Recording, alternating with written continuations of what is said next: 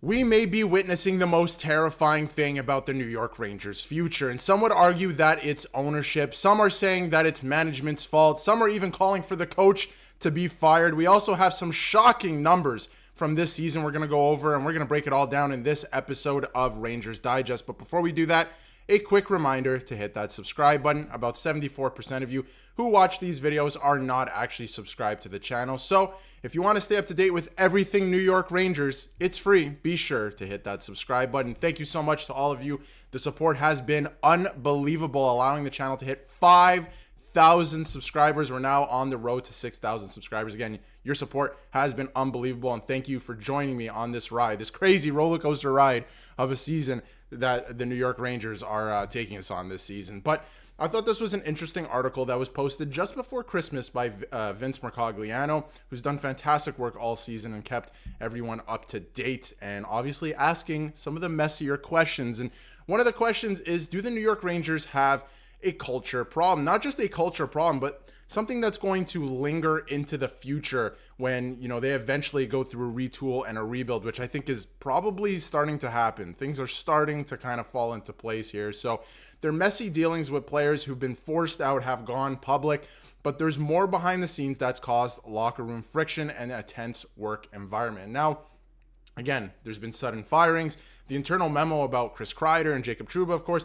has really upset players. And there's been a lot of reports about how, in conjunction, James Dolan and Chris Drury have all of a sudden made, working for the Rangers, being a player on the Rangers, kind of a toxic environment, a culture problem, if you will. And there's been a lot made of this over the last half year, maybe 6 months, especially recently with floating out those names. So again, some players respond well to this, and we've seen this, and some people respond well to things like this when you call them out or you say specifically this player will be traded. Some people have the mindset that they respond well to it. Clearly, this team does not have that mindset, and that's another thing as to why they don't succeed further in the playoffs. I don't think it's about getting more players that play a rough and tumble style. It's about the players that you have asserting themselves, initiating, and playing that rough and tumble style. It's not about bringing in tough guys, right? But I think that's very interesting. And I think the stats are reflecting a culture problem this year, because when you look at last year, a lot of people were saying that the President's Trophy was lucky. I don't think you can luck yourself into a President's Trophy. Was their power play hot? Yes, but that's part of the game. And does that kind of go away in the playoffs?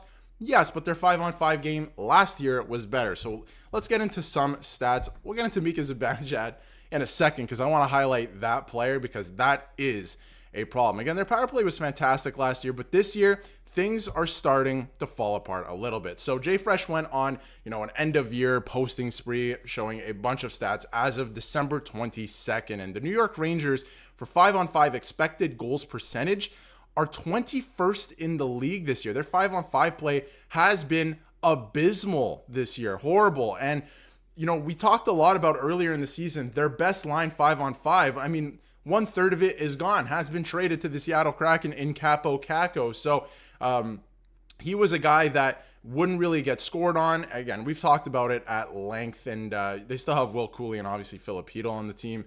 But as a whole, the entire team, I keep preaching it, the team defense. It's not just about the 6 guys on defense at any given night. It's the team defense and the lack of it, really. There has been non-existent this year to a degree. 5-on-5 expected goals against, again, 28th in the league. I mean, you are the bottom percentile of the league. There's a lot of red there. It's starting to get darker, as you can see where the Rangers are.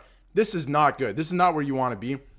Expected goals against, and you have the best goaltender in the league and the richest goaltender in the league at this point. And I see a lot of people also talking about Igor Shesterkin in the comments. I see it online. He didn't deserve that money. We should have traded him, stuff like that. I don't believe in that at all. I think this is a goaltender who's second guessing himself every game because his defense and his team's inability to play defense as a 5-man unit is making him second guess himself and make some weird plays where he normally wouldn't.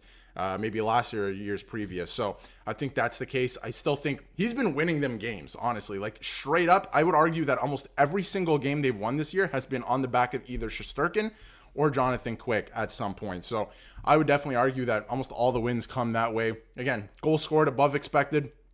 25th in the league. It's just not good. There's only really one stat or team stat. It's not even really a team stat that the Rangers are really good in this year, and it's goals saved above expected, and they're 4th. And that is, again, a testament to the goaltending. Like I said, Igor Shesterkin, Jonathan Quick. So I think a lot of the stats from this season are reflecting that culture change. And there's been a lot, not even a culture change, just a culture problem with the team. And it's clear. I mean, again, I think some players and some teams respond well to what Chris Drury had did. But I think we know this group, and now we know them much better the last couple of weeks. They do not respond to that. And I think players have turned on their GM. And at the same time, I mean, hindsight is 2020. I think that a lot of people thought this summer the Rangers were going to go out and make a big splash. But if they didn't, they'd be fine because it's basically the same roster coming into the year and things would be okay. And you're looking to make another push at the Stanley Cup. One last push with this core. Things have completely fallen apart. Again, hindsight 2020. But Chris Drury did come into the season with this roster. He didn't really make any upgrades. His big free agency splash was Sam Carrick, who I think has been good, right? I think has been good in his role, drops the gloves, stuff like that. He plays physical. No complaints about that, but he didn't really upgrade the team too much anywhere else. And again, he tried to trade Jacob Trouba to do something in the summer. That fell through because it was leaked, right? So everything is kind of snowballing to this point. So, I see you guys constantly, it's Chris Drury, he's got to go. I keep seeing that everywhere right now. So I figured we got to talk about it, right? Maybe it is Chris Drury. Maybe that is a conversation. Although it has been floated out there that, Chris Drury has the full confidence right now of James Dolan to continue doing what they're doing. They are together, at least what I've seen in their thinking. And it sounds like it's a very cohesive unit of all three of obviously adding in Peter Laviolette in that because, he came together and said that, most decisions they're thinking is together in those decisions, like the Jacob Trouba trade, for example. So thought that was very interesting. I want to talk about Mika Zibanejad for just a second here because I thought this was interesting and Jay Fresh put this together. This is kind of like what he was doing last year versus the last 3-ish seasons or 2-ish seasons together. The changes are insane. I mean, the even strength defense, a 52% drop off, which is insane from last year. So the one thing that really caught my eye actually is the offense. I've always thought of Mika Zibanejad, as an offensive player ever since forever, right? I think he's more offensive and obviously a power play specialist, if you want to call him that. I mean, Peter Laviolette certainly seems to think so, but his even strength defense, I mean, 65% last year. That's pretty good. Again, I don't think you luck into a President's Trophy. Did they get lucky sometimes? Absolutely. Was the power play hot?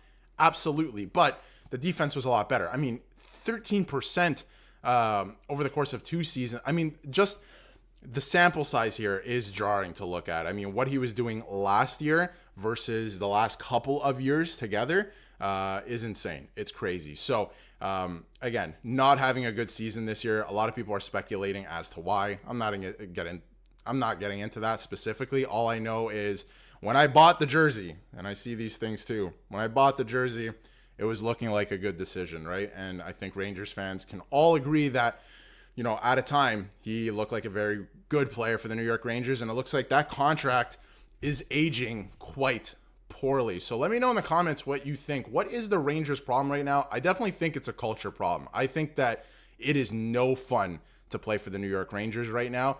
And maybe, yes, it's coming from the top, but I said it in a video before. These players have to find a way to have fun again. That's the only way that they're going to get out of this, because I think that, yes, there's another move coming, but if the play continues this way, like, I don't think one player is going to do anything for you. If this play continues, this mindset continues, they're definitely going to miss the playoffs this year. They only have a 25% chance right now of making the playoffs this year. It's not looking good. It's, it's not bad. You can still do it, but it's not looking great. But again, I don't think one player is going to do it. It's a culture problem right now. I think that it's very interesting top down. So let me know in the comments what you think exactly is the problem. And before we wrap up, I should probably mention that the World Junior Championships open up today, and the Rangers have a couple players playing it, most notably for Team USA, Gabe Perreault. He's going to be one guy that I have my eye on all tournament. He's putting together a pretty good season so far this season in Boston College. 23 points in 16 games. So it looks like I don't know. To me, it looks like he might eclipse what he did last year. He had a great season again last year at Boston College, but having another great season, and I expect him to turn pro next season. So pretty good for the New York Rangers. Keep an eye on him, and again, 2 other prospects as well to keep an eye on in the World Junior Championships. Rangers return to action on Saturday. We'll see what happens there after the break. Couple days off. We'll see what happens. I'm sure there's a move coming as the holiday freeze ends. It's going to get very interesting. But let me know what you think in the comments, and if you haven't yet, hit that subscribe button so you can stay up to date with everything New York Rangers.